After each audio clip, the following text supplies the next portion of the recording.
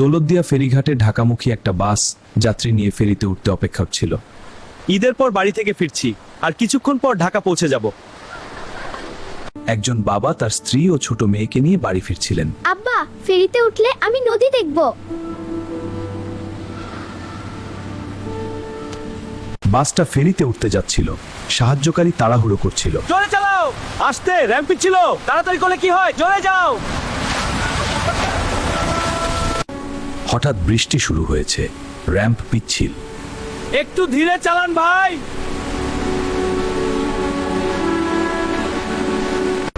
বাসটা নিয়ন্ত্রণ হারিয়ে স্লিপ করতে লাগলো।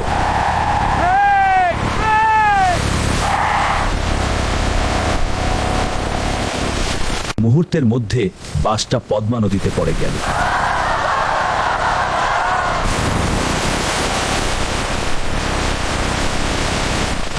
ছোট মেয়েটা ভয়ে কাঁদছিল। আব্বা, আমি সাঁতার জানি না, আমাকে বাঁচাও। কেউ জানালা ভেঙে বের হওয়ার চেষ্টা করছিল।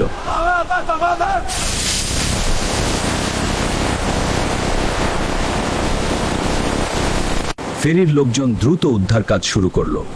কয়েকজন সাঁতরে উঠতে পারল।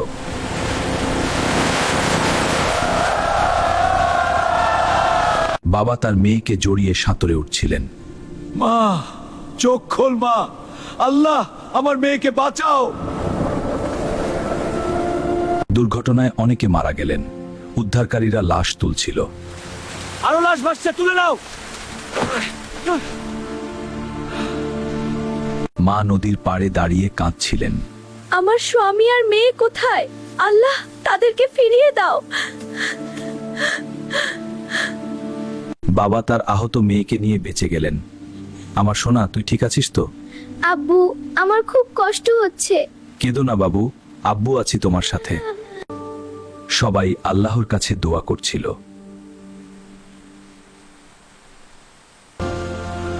উদ্ধার কাজ চলতে থাকলো, কিন্তু অনেকের আর ফিরে আসা হলো না।